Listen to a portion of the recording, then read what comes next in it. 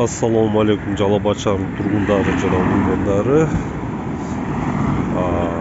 Адилеттүү жарандар каналына подписчиктери, хейтерлери жана көрүүчүлөрү.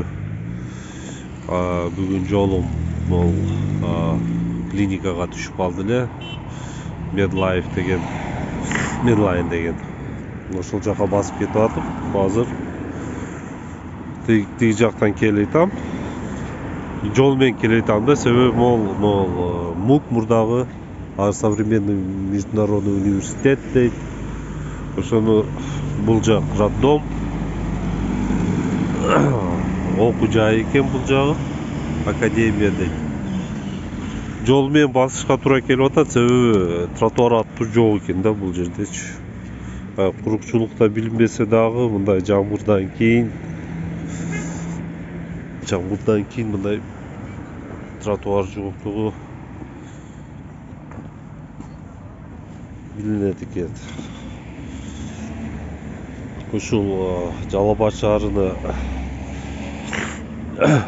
шаарынын башкармалыгынан ушул окуу жайларга тайындайбы же өздөрү жасайбы, ушул жерге тротуар кылып койсо сонун иш болмок да.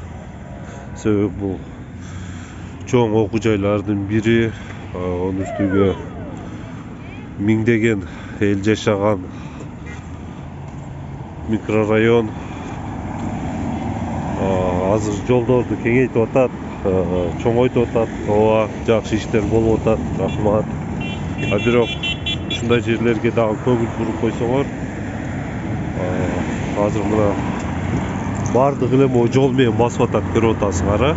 Себеби тротуар жоктугунан лайга баскысы келбей, адамдар, студенттер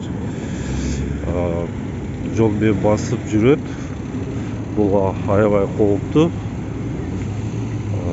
2 жылдын бюджетиге ушул тротуарлар дагы каралат деп ишенем. Рахмат чоң. Азыр мына Пушкина көчөсүнөн бул Medline жака бурулдум. Бул жакта деле эки тарабыда да жок тротуар аттуу. Мына жашы, карысы, эркеги, аялы бардыгы могу жолдо басып жүрөт. Ушундай микрорайондорго бир караштырып койсоңор тротуар аттуу нерселерди. Рахмат чоң.